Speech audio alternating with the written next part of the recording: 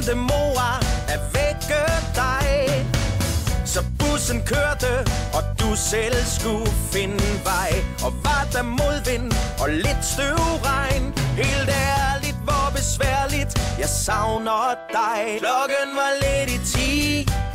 See you, du skulle møde klokken 9. See you, du dukkede aldrig op. See you, og alle folk kunne se det. Nu må det stoppe, men var det min fejl? Var jeg lidt for længe om at rose dig? Jeg gav dig 7 i engelsk, men du bad om mere.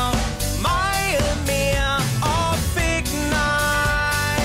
Ej, ej, ej, ej. Open benbrud und Hofteskred.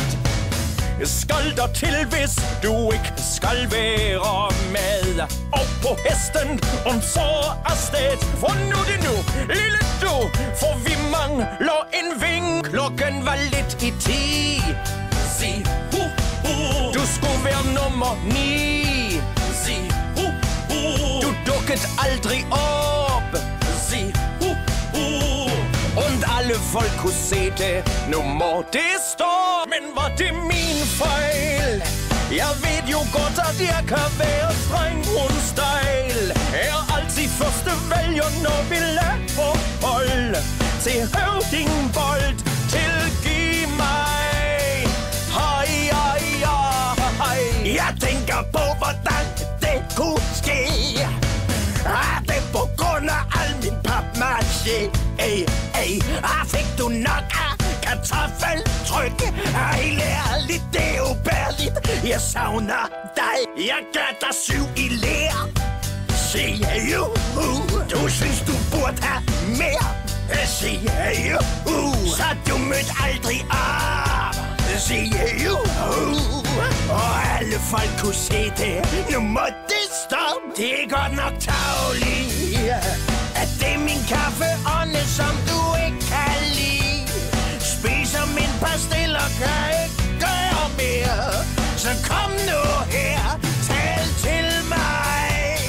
Ej, ej, ej. Hvorfor gør du det her? Hvorfor flår du mit hjerte i tu?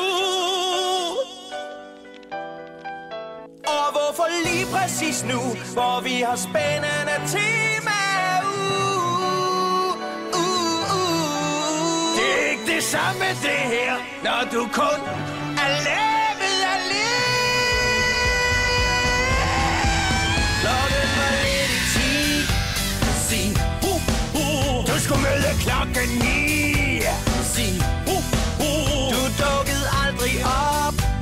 Sig og alle folk kunne se det. Nu må det stoppe.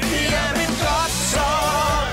Så ses vi bare i morgen klokken 9, ikke? Og det er bedst, når du også er her, for vi savner dig.